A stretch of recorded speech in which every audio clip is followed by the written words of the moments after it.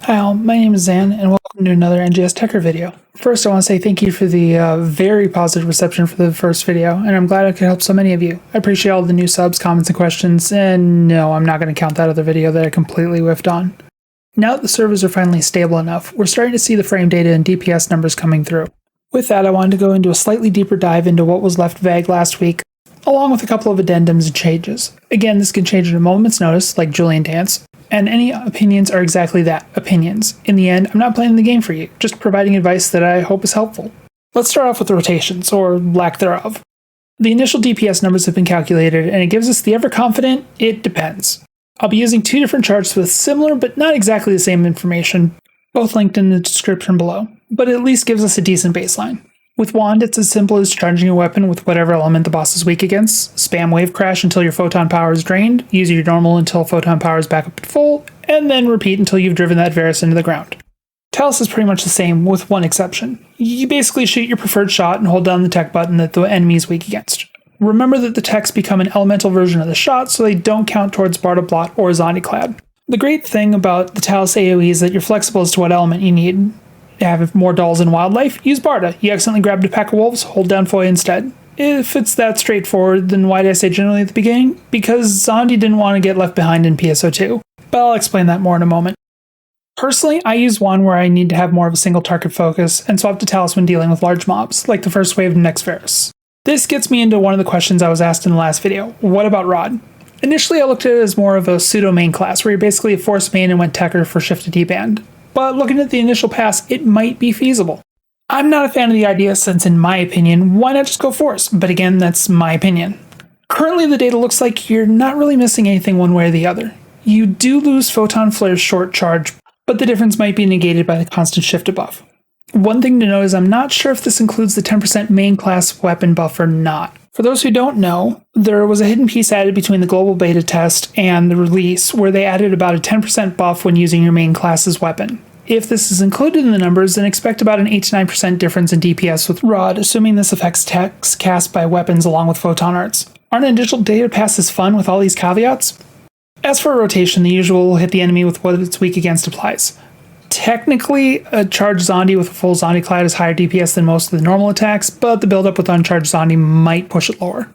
The other big question with Gigantics on the horizon is what kind of gear should you look at? And the answer is, you guessed it depends.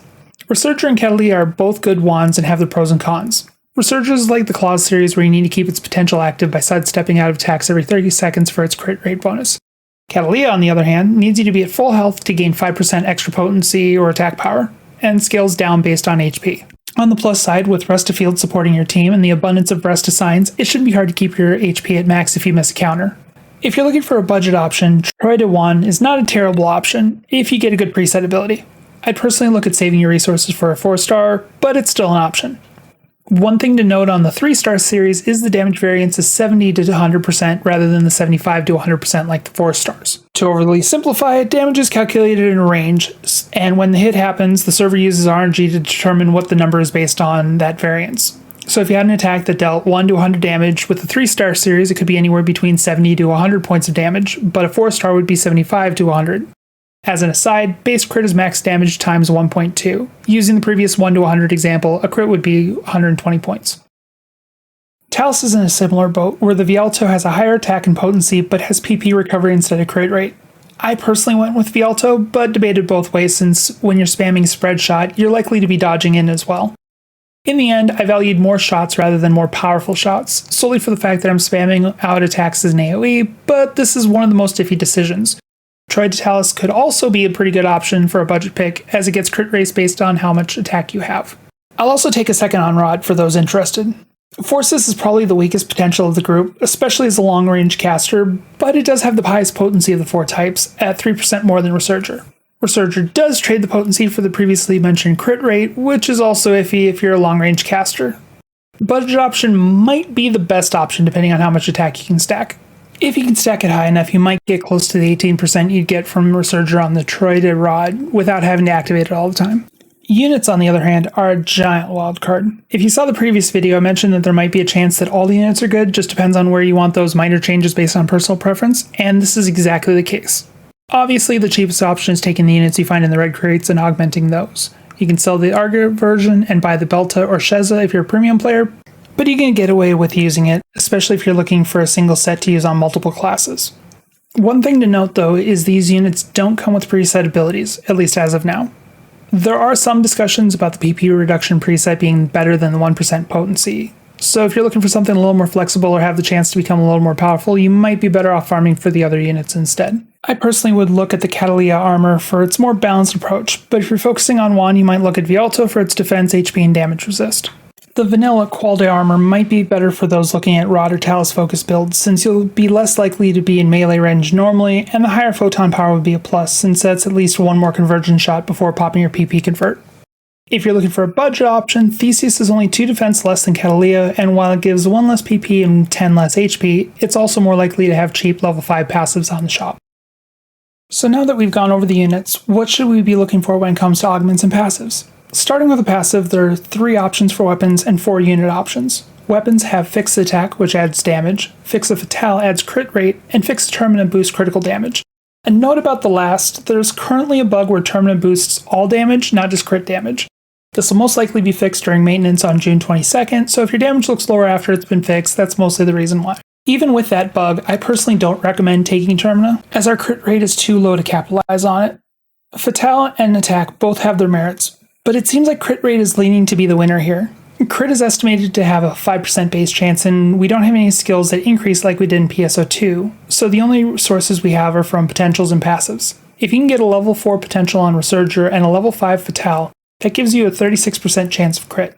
Using the 1 to 100 example again, with 100 shots, 36 of them should be crits at 120 damage, with 64 at about 87.5 damage. This would give us 9,920 damage total. The 5% damage would instead give us 5 shots of 126 damage, plus 95 shots at about 92.5, putting us at 9,417.5, or about 5 less damage each hit.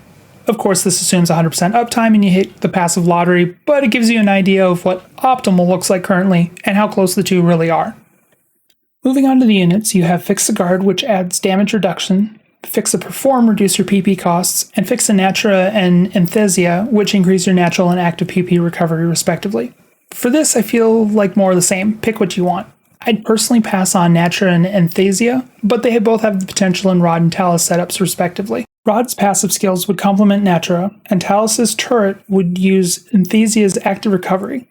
Guard is a personal preference in my opinion, leaving Performa as my personal go-to. I might personally put Enthesia as my second pick, but to me, using less is better than regaining it faster. So you have your perfect weapons and units and leveled them up after watching KOEG's guide on how to save money doing it, and now you have augments left. Augmenting's been drastically overhauled and is much more player-friendly. Instead of punishing you and hearing Dudu's laughter and Monica's crying in your sleep, you only need to have the capsules from farming mobs. You don't even need the Affix Assistant or Affix Sim to figure out what to do, as much as I appreciate Core, Icy, Ida, and Mollyvoo's work. The best part, if you fail, you don't have to throw the whole thing away as you still get the augments you succeeded on, and you only have to reattempt the failed augment.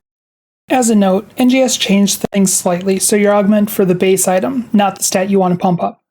What this means is that even though your normal attacks count as melee, you want to augment for technique as one is a tech weapon.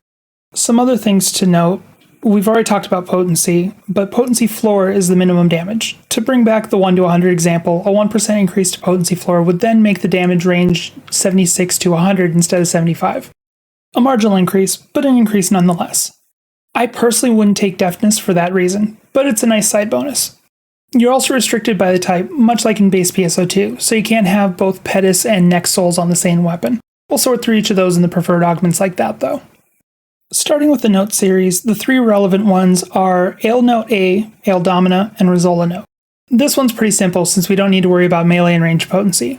Ale Note A is useful for PP primarily, but the extra HP isn't bad. Ale Domina would technically be the best, but it's super expensive as you need to combine all 4 Ale Notes together at the exchange. I'd pick Rizola Note as a solid choice. I'm personally not a fan of Alt Secreta for the same reason I wasn't a big fan of Persona Reverie in base PSO2. I just don't like the loss of HP and damage resistance. I could potentially see this on a Rod setup, but I'd personally pass on this one. Dreadkeeper, on the other hand, is a solid augment at either rank. They are harder to get a hold of, but not hard to farm. Rank 1 is somewhat cheap on the player shop as well, at least on ship 3. Souls are easy to pick from as well, as we don't care about melee and range potency. This leaves alts, doles, and next souls to choose from. I'd skip on alts, but I could see it being useful with a wand setup. Doles is a fair budget option, but only for the PP increase. Next soul would be the one I'd pick. There is one more series, but as of this recording we don't have access to it yet, and that's the Gigas series. These are only available through Gigantics, so if you're watching this before they added it, you can add them to your augment list. They have might, precision, and casting options, so Gigas casting would be the one you want afterwards. So you've finally gotten through all that, and with all the up to you decisions and want to know what I went with, I mentioned it a little bit earlier, but I personally am going with a wand primary weapon and talus secondary. I personally don't see the benefit of making a multi-weapon as a Techter, especially after last week's tests. I could possibly see making a Resurger wand with a wired lance for the lance's weapon action, but I could just use Swift Smash as a gap closer instead. Because of this, and I know I'd be terrible keeping Resurger's potential up, I went with Catalea wand and Vialto Talus. I found a wand with a level 3 Fatale for somewhat cheap, so I bought that, and the Talus has a level 2 attack. The wand currently has Rizola Note and Dreadkeeper 1 on it, and I'm thinking about adding Next Soul and casting 3 as soon as I have the Meseta again. My Talus was more of a budget build, but I went with Technique 3, Dole Soul, and Dreadkeeper 1, as I didn't know how much I'd want to put into the Talus, but I wanted something decently strong. I'll be putting Next Soul and Rizola Note on it when I have the chance though. My units are still Claws. I know I should swap them over to a 4-star, but I'm still debating on which one I want myself. I might stick with Crate Armors, but if I can find a good Performa on Catalea or Vanilla Qual, I'd probably take those instead. Those, when I get them, would have Dreadkeeper, Next Soul, either Rizola Note or Ale Domina, and either Mastery Casting or Gigas Casting. With all of that, your path to Techter Mastery is clear as mud. I'm going to wrap things up here and hope that at least a few seconds was worth all the "what does your heart tell you?" If there was at least some nugget you gleaned from this, I'd appreciate the thumbs up. If you like both videos, hitting that subscribe button lets you get more content like this. Jury's still out though if this cleared the bar the last one said. If there was anything I was wrong on, or you'd like more clarification on, let me know in the comments. Maybe share what your build looks like and either give people more solid ideas, or completely throw them for a loop since there's still 3 things to pick from. I also stream Friday nights at 7 p.m. PDT at twitch.tv/ZanTM, and I'm always open to answer questions there. Also, let me know in the comments if there's anything you'd like to see from me. We've gotten most of the Techter details out of the way, and I'm thinking about adding things like boss guides, intro class guides like last week's, a la Black to Basics, or maybe a story nutshell series to help catch people up on the base PSO2 story. But if there's something you'd want to see sooner, let me know and I'll bump it up at the top of the list. Thanks again for watching, and hope to see you all next week. Have a good one.